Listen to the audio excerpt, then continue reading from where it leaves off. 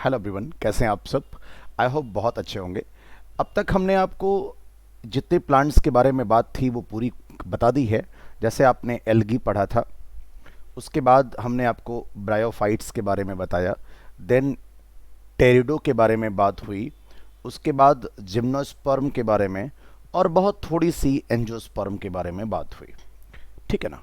अब बात ये करनी है कि जो प्लांट की लाइफ साइकिल होती है इसको थोड़ा सा समझा जाए, और अल्टरनेशन ऑफ जनरेशन इसको थोड़ा सा समझा जाए। मतलब प्लांट की लाइफ साइकिल और अल्टरनेशन ऑफ जनरेशन मतलब पीढ़ी का चेंज, यानी कि जो एन और टू एन का आपस में इंटरकन्वर्जन है, इसको थोड़ा सा समझा जाए। मतलब हम लोग जब बात कर रहे थे तो मैंने एल्गी और ब्रायोफाइटा को कहा था कि इनकी पूरी बॉडी, जो मेन बॉडी है वो एन है, और जो बाद में तीन लोगों के बाद में बात करी टेरिडो, जिम्नो और एंजियो में, इसमें कहा मेन प्लांट बॉडी जो है वो 2n है। या यूं कहें कि मैंने आपसे ये भी कहा कि इनकी बॉडी जो है मेनली वो गैमीटोफाइट है। क्या है? गैमीटोफाइट है। और जब इन तीनों की बात आई तो हमने कहा इनकी जो प्लांट बॉडी है वो स्पोरोफाइट है। साथ ही साथ एक बात आपको और मैं बताना चाहता हूँ कि जैसे जैसे हम इवोल्यूशन में आगे की तरफ बढ़ते गए, गैमीटोफिटिक स्ट्रक्चर की जो साइज है, जो नंबर ऑफ सेल्स हैं, वो लगातार घटते चले गए। ठीक है ना। तो यस, यही बात हमें एक बार आपको डिटेल में पूरी समझानी है और इसी पे पूरी चर्चा करनी है। ठीक है। यस, तो आइए चर्चा करते हैं। क्या? In plants both haploid and diploid cell can divide by mitosis. ये लाइन आपको याद कर लेनी चाहिए। प्लांट्स के अंदर अगर हैप्लॉयड सेल है चाहे डिप्लॉयड सेल है, दोनों माइटोसिस के द्वारा डिवाइड कर सकती हैं। अब जब माइटोसिस से डिवाइड करेंगे तो उनमें क्रोमोसोम का नंबर सेम रहेगा। This ability lead to the formation of different plant body. This is called haploid या diploid. The haploid plant body यानी कि gametophytic plant body produces gamete by mitosis. It's very important question.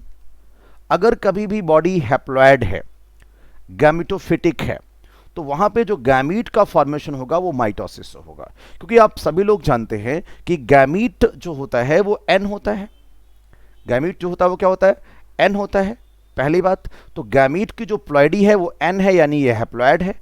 और अगर plant body भी haploid है तो उसकी भी प्लॉइडी एन है, अगर आपने अच्छे से पहले से समझ रखा है चीजों को। ठीक है। तो अगर एन ही है और अगर आप मियोसिस करा दोगे तो n/2 हो जाएगा, जो कि गलत है ना। तो यस, इसीलिए जब प्लांट बॉडी हैप्लॉयड होती है तो गैमीट के फॉर्मेशन के लिए हम माइटोसिस की बात करते हैं, यानी प्लांट में माइटोसिस होती है। This plant body represents A gametophyte. और ये जो प्लांट बॉडी है ये क्या रिप्रेजेंट करती है? गैमेटोफाइट की, जैसा हमने आपको एल्गी में पढ़ाया था और ब्रायोफाइटा में भी बात करी थी। फॉलोइंग फर्टिलाइजेशन के बाद the zygote also divide by mitosis. तो फर्टिलाइजेशन के बाद जाइगोट माइटोसिस भी कर सकता है और मियोसिस भी कर सकता है, इस बात का ख्याल रखिएगा। लेकिन zygote also divide by mitosis to produce a diploid sporophytic plant body. अगर जाइगोट को स्पोरोफिटिक प्लांट बॉडी बनानी है तो फिर वो क्या करेगा? जैसे मान लीजिए जाइगोट बना और इस जाइगोट से स्पोरोफिटिक प्लांट बॉडी का फॉर्मेशन करना है, तो फिर क्या होगा? यहां पे सिर्फ यहां पे माइटोसिस होगी। यानी कि haploid diploid plant body mitosis कर सकता है।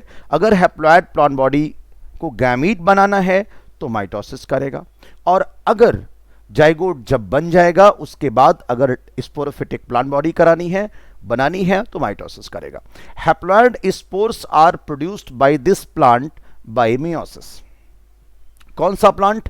अब ये स्पोरोफिटिक बन गया और अगर इसमें एन स्पोर बनाने हैं यानी हैप्लॉयड स्पोर बनाने हैं तो फिर यहां पे करनी होगी मियोसिस। अब ये बात आपको पता होनी चाहिए कि अगर क्रोमोसोम का नंबर हाफ करना है तो फिर वहां मियोसिस करानी पड़ेगी। These in turn divide by mitosis to form haploid plant body. और फिर ये जो स्पोर है ये माइटोसिस करके हैप्लॉयड प्लांट बॉडी बना लेगा एक बार फिर से। दस during the life cycle of any sexually reproducing plant, this is an alternation of generation between the gamete producing haploid gametophyte and spore producing diploid sporophyte। मतलब ध्यान से समझना, बड़ा इंपॉर्टेंट है पॉइंट ये, क्या कि अगर कोई भी सेक्सुअली रिप्रोड्यूसिंग प्लांट है तो उसमें अल्टरनेशन ऑफ जनरेशन पाया जाएगा। कैसे? गैमीट का फॉर्मेशन होता है हैप्लॉयड गैमेटोफाइट से और स्पोर प्रोड्यूस करता है डिप्लॉयड स्पोरोफिटिक प्लांट या डिप्लॉयड स्पोरोफिटिक बॉडी। इसको डायग्राम से थोड़ा और क्लियर किया जाएगा। जैसे आपके सामने एक डायग्राम ये दिख रहा है, एक 3 डायग्राम ये हैं, एक एक करके पूरे डायग्राम को हम समझाएंगे कि अल्टरनेशन ऑफ जनरेशन कैसे होता है। तो however different plant groups as well as individuals representing them differ in the following pattern. देखिए हमारे पास 5 ग्रुप हैं जिन्हें हमें पढ़ना है। एक आपके पास है एल्गी, एक आपके पास है ब्रायोफाइटा, एक आपके पास है टेरिडोफाइटा, एक आपके पास है जिम्नोस्पर्म और एक आपके पास है एंजियोस्पर्म। इन्हीं 5 ग्रुप के बारे में हमें बात करनी है।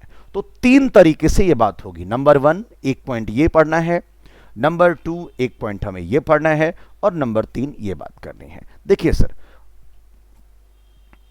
नंबर 2 और नंबर 3 यहां पे है, वो कुछ और था। नंबर 3, ये 3 बातें हमें आपको बतानी है। आइए इन्हीं 3 पॉइंट को एक एक करके एक्सप्लेन करा जाए। देखिए एक डायग्राम तो हमारा ये है जिसे हम हैप्लॉन्टिक लाइफ साइकिल कहते हैं, ये नंबर 1 पे है। एक हमारे पास है डिप्लॉन्टिक लाइफ साइकिल है, दिस इज नंबर 2, एंड एक हमारे पास है हैप्लोडिप्लॉन्टिक लाइफ साइकिल। 3 है। अब आप पहले तो ये समझ लीजिए कि हैप्लॉन्टिक का मतलब क्या है। यहां पे मैं पहले ही आपको लिख दूं, इनका जो मेन, एक मिनट बेटा, इनकी जो मेन प्लांट बॉडी है, यही बात आप क्लियर कर लें, इनकी जो मेन प्लांट बॉडी है ये हैप्लॉयड है। क्या है? हैप्लॉयड है, इसीलिए इसको हैप्लॉन्टिक कहा है। और इनकी कौन की है वो बाद में बात करेंगे, किसकी है वो बाद में बात करेंगे। इनकी जो मेन प्लांट बॉडी है, मेन प्लांट बॉडी जो है ये डिप्लॉयड है और डिप्लॉयड को हम स्पोरोफाइट बाद में नाम देते हैं, है ना। तो ये आपका हो गया डिप्लॉन्टिक वाला, क्योंकि मेन प्लांट बॉडी डिप्लॉयड है, यहां पे हैप्लॉयड है मेन प्लांट बॉडी। और जो तीसरा एग्जांपल आएगा इसमें लगभग बराबर केस होता है, मतलब हैप्लॉयड वाला भी बराबर समय लाइफ में रहेगा और डिप्लॉयड वाला भी लाइफ में, जीवन काल में बराबर ही स्टेज रहेगी। तो अब एक एक करके इसको आपको समझाऊंगा मैं। और एक बात और क्लियर कर दूं, ये जो 2n से n में कन्वर्जन है इसे ही अल्टरनेशन ऑफ जनरेशन कहते हैं, या ये n से 2n में कन्वर्जन है इसे ही अल्टरनेशन ऑफ जनरेशन कहते हैं। पीढ़ी का स्थानांतरण या change. Number 1, sporophytic generation is represented only by one sailed zygote. इस केस में जो हैप्लॉन्टिक वाला है जो हम आपको पढ़ाने चल रहे हैं, दिस इज हैप्लॉन्टिक, इसे हैप्लॉन्टिक लाइफ साइकिल कहेंगे। क्या कहेंगे? Haplontic life cycle. ठीक है सर। अब इसमें मेन पॉइंट हमें डिस्कस करना है। अगर हैप्लॉयड प्लांट बॉडी है, यानी कि हैप्लॉन्टिक प्लांट बॉडी है, तो इसमें स्पोरोफिटिक जो जनरेशन है, जो स्पोरोफिटिक वाला समय होगा, जो डिप्लॉयड वाला समय होगा, वो सिर्फ और सिर्फ जाइगोट रिप्रेजेंट करेगा बस। इसमें सिर्फ जाइगोट 2n है, बाकी जितनी अवस्थाएं हैं वो सब हैप्लॉयड होंगी। जैसे there are no free living sporophyte, यहां फ्री लिविंग क्या? फ्री लिविंग स्पोरोफाइट नहीं है। Meiosis in zygote results in the formation of haploid spore. जैसे ही जाइगोट बनता है, जाइगोट में तुरंत मियोसिस हो जाती है और मियोसिस के बाद गैमीट का फॉर्मेशन हो जाता है, या उससे अच्छा आप कह लीजिए स्पोर का फॉर्मेशन हो जाता है। किसका? स्पोर का फॉर्मेशन हो जाता है। और ये स्पोर n है और ये वाला 2n है, और ये स्पोर तुरंत गैमेटोफिटिक प्लांट बॉडी बना देता है, गैमेटोफिटिक प्लांट बॉडी बना देता है। इसका मतलब क्या हुआ? सिर्फ जाइगोट ही वो अवस्था है जहां पे 2n स्टेज थी। आगे क्या लिखा है? Haploid spore divide mitotically to form gametophytic plant body. The dominant, tick करिएगा इसको बहुत अच्छे से, 2 चीजें, the dominant photosynthetic phase in such plant is the free living gametophyte. इस प्रकार के प्लांट में जहां हैप्लॉन्टिक लाइफ साइकिल पाई जाती है, यहां के प्लांट की जो बॉडी है वो गैमेटोफिटिक होती है, वो फ्री लिविंग होती है, यही डोमिनेंट स्टेज है और ये फोटोसिंथेटिक भी होती है। This kind of life cycle is haplontic life cycle. Haplontic life cycle कौन सी है? जिनमें प्लांट बॉडी गैमेटोफिटिक होती है, हैप्लॉयड स्टेज ज्यादा देर तक होती है और सिर्फ एक सेल का जाइगोट ही स्पोरोफिटिक जनरेशन को रिप्रेजेंट करता है। ऐसी अवस्था सबसे प्रिमिटिव टाइप के प्लांट में होती है। This is called many algae. Many algae मतलब कुछ एल्गी के एक्सेप्शंस भी होंगे, लेकिन मेनी एल्गी में आपको यह देखने को मिलेगा। ढेर सारे एल्गी में यह अवस्था दिखेगी, जैसे वॉलवॉक्स, जैसे स्पायरोगायरा, जैसे कि क्लैमाइडोमोनास। इसमें सब में आपको हैप्लॉन्टिक लाइफ साइकिल दिखेगी। आइए हम आपको डायग्राम में भी यह बात दिखा दें। देखिए, ये आपकी गैमेटोफिटिक प्लांट बॉडी है। This is the plant body. Plant body, इसी प्लांट बॉडी में आपको मैंने पढ़ाया है पीछे के लेक्चर्स में, आपको सेक्स ऑर्गन मिलेंगे और सेक्स ऑर्गन से मेल गैमीट और फीमेल गैमीट मिलेंगे और ये दोनों फ्यूज करेंगे गैमेटोजेनेसिस के बाद। ये देखिए, और यहां पे क्या बना? जाइगोट। सारी अवस्था एन, और ये जाइगोट तुरंत मियोसिस करेगा और मियोसिस करके एन बनाएगा और फिर ये एन दोबारा बना लेगा। या आप यहां देखिए ना, ज्यादातर अवस्था क्या है? सिर्फ जाइगोट अगर छोड़ दें, जाइगोट 2n है, बाकी सब n है। तो this is called haplontic life cycle. क्या बोलेंगे? Haplontic life cycle. ऐसा कहां होता है? मेनली एल्गी में दिखेगा। मेजॉरिटी ऑफ द एल्गी में यह बात आपको देखने को मिलेगी। तो ये तो बात हमारी हो गई हैप्लॉन्टिक लाइफ साइकिल। अब आइए अगला वाला, ऑन द अदर एक्सट्रीम, अगर दूसरी तरफ बात करें, is the type when the diploid sporophyte is dominant. यहां पे क्या होगा भैया कि जो डिप्लॉयड अवस्था है वो डोमिनेंट होगी, यही फोटोसिंथेटिक होगी, इसी में प्रकाश संश्लेषण होगा और ये इंडिपेंडेंट फेज होगी प्लांट की। यानी कि जब हम डिप्लॉन्टिक लाइफ साइकिल की बात करेंगे, किसकी बात करेंगे?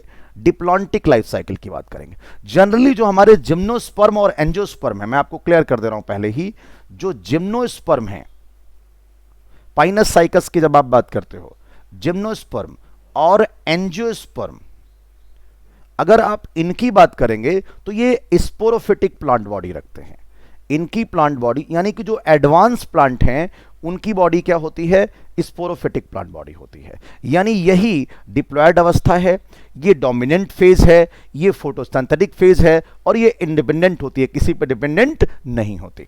यहां पे याद रखें, यहां की जो गैमेटोफाइट स्टेज है, चूंकि आप पहले पीछे पढ़ चुके हैं, मैंने आपको मेल गैमेटोफाइट एंजियोस्पर्म का कहा था 2 से 3 सेल का है और फीमेल गैमेटोफाइट 7 सेल का है एंजियोस्पर्म का, अगर आपने पढ़ा है पीछे तो, और नहीं पढ़ा है तो आगे पढ़ेंगे भी sexual reproduction in flowering plant में। तो gametophytic phase is represented by single to few celled haploid gametophyte. बहुत ही कम सेल, यानी लेस नंबर ऑफ सेल, इतनी कम सेल पाई जाती हैं गैमेटोफिटिक स्टेज में। इवन एंजियोस्पर्म में तो मैंने आपसे कह दिया कि 2 से 3 सेल मेल गैमेटोफाइट में और 7 सेल फीमेल गैमेटोफाइट में। यह बात तो आपको याद रखनी है। Embryo sac is the female gametophyte. तो this kind of life cycle is called diplontic life cycle. पूरी अवस्था, पूरी बॉडी में पूरी अवस्था इनकी क्या होती है? स्पोरोफिटिक। सिर्फ मेल गैमेटोफाइट और फीमेल गैमेटोफाइट को छोड़ दिया जाए जिसमें बहुत ही कम सेल की अवस्था होती है। This is called diplontic life cycle. Alga, एक एल्गा भी है जो कि फ्यूकस है, यानी जिम्नोस्पर्म एंजियोस्पर्म के साथ एक एल्गी भी है जिसका नाम है फ्यूकस। ये भी इस प्रकार की अवस्था को शो करता है। एक एक्सेप्शनली हुआ ये। In addition all seed bearing plant, that is very important point, अच्छा लगा ये सुन के, all seed bearing plant, this is called gymnosperm and angiosperm, follow this pattern with some variation where gametophyte phase is few to multicelled। कुछ variations तो हर जगह होते हैं, उसकी बात नहीं करते, लेकिन जनरली जिम्नोस्पर्म और एंजियोस्पर्म इस प्रकार की अवस्था को फॉलो करते हैं, along with एक एल्गी जिसका नाम फ्यूकस है। एक बार डायग्राम से भी आपको समझा दे। ये आपका डायग्राम है सर, देखिए यहां पे क्या है, ये मेन प्लांट बॉडी है जिसका नाम है स्पोरोफाइट। इस स्पोरोफाइट में मेल सेक्स ऑर्गन और फीमेल सेक्स ऑर्गन मिलेंगे, उनमें मियोसिस होगी और मियोसिस के बाद स्पोर्स बनेंगे और वो स्पोर्स गैमेटोफाइट का फॉर्मेशन करेंगे, अलग अलग गैमेटोफाइट का फॉर्मेशन करेंगे। यानी कभी वो मेल गैमेटोफाइट का फॉर्मेशन करेंगे तो कभी फीमेल गैमेटोफाइट का फॉर्मेशन करेंगे, फीमेल गैमेटोफाइट। और यहां से आपको ऐसा कह दूं एग और पॉलन ग्रेन मिलेगा, और ये दोनों जाइगोट का फॉर्मेशन करेंगे, और फिर ये जाइगोट प्लांट बॉडी बना देगा। समझने का प्रयास अगर आप करें पुराने टॉपिक को जोड़ करके तो बेहद आसान टॉपिक हो जाता है कि स्पोरोफाइट प्लांट बॉडी में ही आपको मेल सेक्स ऑर्गन और फीमेल सेक्स ऑर्गन मिलते हैं। यहीं से आप गैमेटोफाइट की बात करते हो। ये गैमेटोफाइट मेल गैमेटोफाइट भी हो सकता है और फीमेल गैमेटोफाइट भी हो सकता है। अगर हेट्रोस्पोरस कंडीशन यहां होती ही है और ये मेल गैमेटोफाइट और फीमेल गैमेटोफाइट की संख्या फ्यू सेल्ड की होती है, मतलब ये बहुत ही कम सेल की होती है, और उसके बाद यहां से आपको गैमीट मिल जाता है, मेल गैमीट और फीमेल गैमीट फ्यूज करके जाइगोट बनाएंगे और फिर से प्लांट की बॉडी बन जाती है। आप देखिए ना, ज्यादातर वक्त जो ब्लू वाला है ये 2n है, जबकि हैप्लॉन्टिक में ब्लू वाला यानी 2n अवस्था बहुत कम थी। तो डिप्लॉयड स्टेज में फीमेल गैमेटोफाइट और मेल गैमेटोफाइट को छोड़ के बाकी सारी अवस्था 2n है, इसीलिए इसको डिप्लॉन्टिक लाइफ साइकिल कहते हैं। ऐसा सीड बेयरिंग प्लांट्स में और फ्यूकस एक एल्गी है इसमें पाई जाती है। Third is the haplodiplontic type. क्या बोलते हैं? हैप्लोडिप्लॉन्टिक। इसमें क्या होता है, दोनों अवस्था में समय मिल जाता है, यानी कि लाइफ साइकिल में हैप्लॉयड स्टेज भी काफी देर तक रहती है और डिप्लॉयड स्टेज भी काफी देर तक रहती है। ऐसा कहां होता है? तो ब्रायोफाइटा में और टेरिडोफाइटा में ऐसा देखने को मिलता है। विचित्र बात है, इंटरेस्टिंगली एग्जिबिट इंटरमीडिएट कंडीशन। यहां ना तो हैप्लॉन्टिक डोमिनेंट है ना डिप्लॉन्टिक डोमिनेंट है, यहां पे दोनों अवस्थाएं हैं sir. Both phases are multicellular. चाहे आप हैप्लॉयड वाली स्टेज की बात करें, यह भी आपको मल्टीसेलर दिख जाएगी, और आप डिप्लॉयड वाली की अगर बात करें तो यह वाली अवस्था भी मल्टीसेलर दिख जाती है। They differ in their dominant phases. अब ब्रायोफाइटा में कोई और डोमिनेंट है, टेरिडोफाइटा में कोई और डोमिनेंट है, लेकिन नाम क्या है? हिप्लॉन्टिक और डिप्लॉन्टिक दोनों मिला के हैप्लोडिप्लॉन्टिक। ये इंटरमीडिएट स्टेज है। पहला सवाल, हैप्लोडिप्लॉन्टिक का एग्जाम्पल क्या है? तो ब्रायोफाइटा और टेरिडोफाइटा में ऐसा देखने को मिलता है। यहां पे इंटरमीडिएट कंडीशन है, हैप्लोडिप्लॉन्टिक कहते हैं। मल्टीसेलर फेज दोनों की होंगी। किसकी?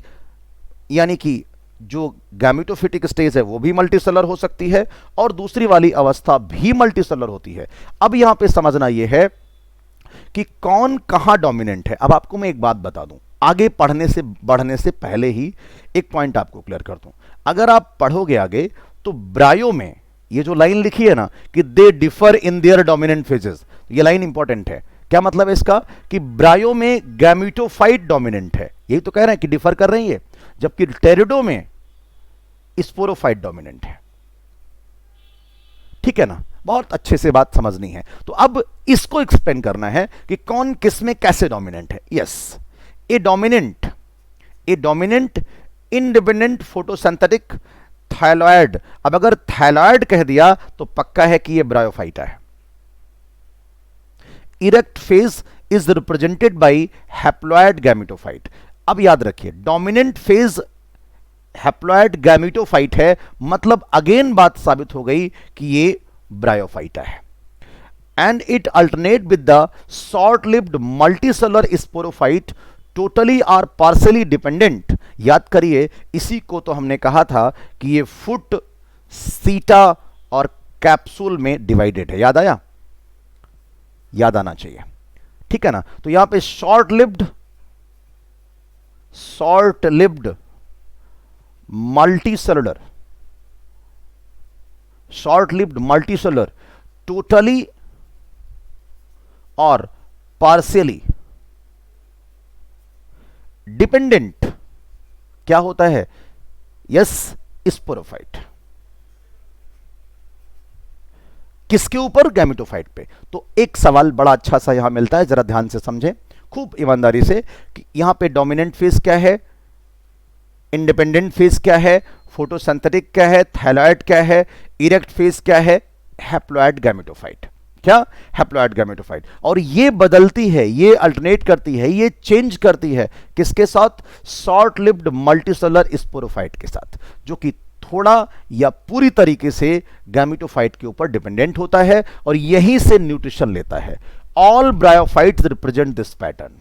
और आपको मैं बताऊं, अगर आपसे कोई कहे कि इसका नाम बताइए कि क्या नाम है, तो इसका नाम आप थोड़ा अपने हिसाब से बदल सकते हैं। क्या कह सकते हैं? हैप्लोडिप्लॉन्टिक। क्या कह सकते हैं? हैप्लोडिप्लॉन्टिक। कह दीजिए सर यही तो लिखा था। कोई बात नहीं। हैप्लो को पहले क्यों लिखा? क्योंकि हैप्लॉइड वाली फेज डोमिनेंट है और डिप्लॉन्टिक वाली फेज यहां पे डिपेंडेंट है। तो बस इसको थोड़ा सा क्लियर करते और अच्छे से समझते कि हैप्लोडिप्लॉन्टिक अगर ब्रायोफाइटा के लिए लिखें तो यह ज्यादा सही है। क्यों? क्योंकि यहां पे हैप्लॉइड वाला डोमिनेंट है, इसलिए उसको पहले लिखा जाएगा। तो भैया मुझे लगता है कि आपको मेरी पूरी बात समझ में आ गई है। अगर हैप्लोडिप्लॉन्टिक के एक तरफ देखें तो ब्रायोफाइटा में गैमेटोफाइट इंडिपेंडेंट है, फोटोसिंथेटिक है, थैलॉइड है और हैप्लॉइड है। और दूसरी तरफ जब ये बदलता है तो ये मल्टीसेलर स्पोरोफाइट से चेंज होता है। मल्टीसेलर स्पोरोफाइट अवस्था भी होती है जो कि पूरी तरीके से या थोड़े आंशिक रूप से डिपेंडेंट होती है किसके ऊपर? गैमेटोफाइट के ऊपर। और गैमेटोफाइट से ही स्पोरोफाइट नरिशमेंट लेता है। ऐसी कंडीशन ब्रायोफाइट में है। नेक्स्ट, दूसरा डिप्लॉयड स्पोरोफाइट। ये अच्छा है। Diploid sporophyte is represented by a dominant independent photosynthetic vascular plant body. इतना सुनते ही तो आप कहेंगे कि ये भैया जो बात है, ये बात आप कर रहे हो टेरिडोफाइटा की।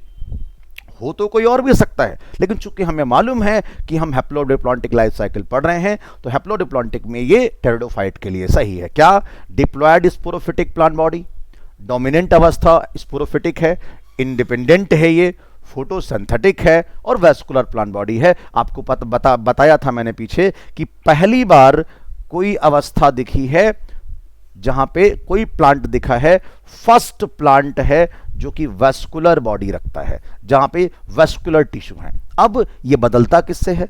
It alternate with multicellular, saprophytic या ऑटोट्रॉफिक, कुछ भी हो सकता है, independent but short lived haploid gametophyte, जिसको हमने नाम दिया था, याद करिए, प्रोथैलस। क्या नाम दिया था? प्रोथैलस। बहुत अच्छे से।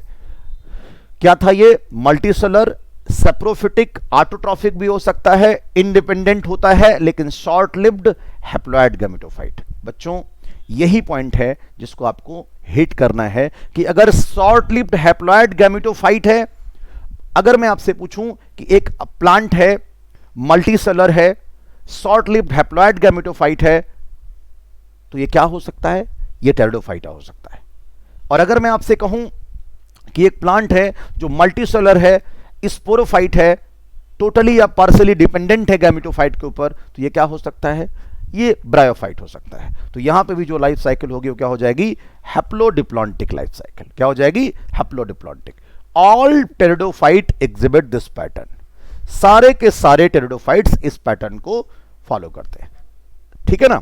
बस थोड़ी सी बात और बची है, उसको भी समझ लीजिए कि हैप्लोडिप्लॉन्टिक लाइफ साइकिल जो आपकी है, ये टेरिडोफाइटा में मिलेगी और ब्रायोफाइटा में मिलेगी। दोनों में थोड़ा अंतर था, वो आपने समझ लिया कि गैमेटोफाइट डोमिनेंट है ब्रायोफाइटा में और टेरिडोफाइट में स्पोरोफाइट डोमिनेंट है।